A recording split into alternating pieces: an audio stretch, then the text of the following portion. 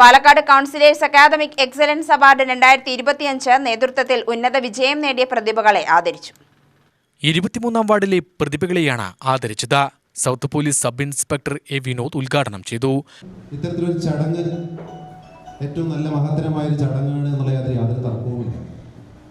നേരത്തെ ഇവിടെ motivation class നടത്തിയ ബിപിൻ ചന്ദ്ര പറഞ്ഞതുപോലെ പണ്ട് 210 മാർക്ക് നേടി 10ാം ക്ലാസ് പാസ്സാകുക എന്നുള്ളതിന് ഏറ്റവും വലിയൊരു കാര്യമായിട്ട് കണ്ടിട്ടുണ്ടായിരുന്ന അവസ്ഥയിൽ നിന്നും ഇന്ന് ഒരുപാട് A+ നേടുന്ന കുട്ടികളായിട്ട് മാറിയിട്ടുണ്ട്.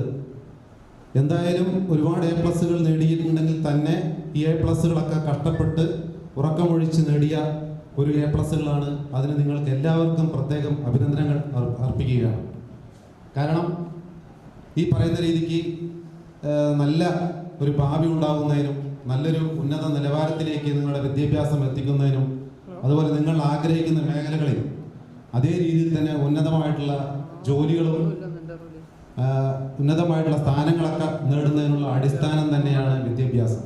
കൗൺസിലർ അനുപമ പ്രശോഭ് അധ്യക്ഷയായി. സംസ്ഥാന സീനിയർ സിറ്റിസൺ കായിക മത്സരത്തിൽ വിജയം കരസ്ഥമാക്കിയ സ്റ്റെല്ല സുദർശ് രാജും ആദരമേറ്റുവാങ്ങി. വിദ്യാർത്ഥികൾക്ക് പഠനോപകരണങ്ങളും വിതരണം ചെയ്തു. Savithri Valsan, C Kidar Muhammad, Mohan Babu, M Prashobh, K R Sharath Raj, Latha D Vanaraj, Manoj Kalathil തുടങ്ങിയവർ പ്രസംഗിച്ചു.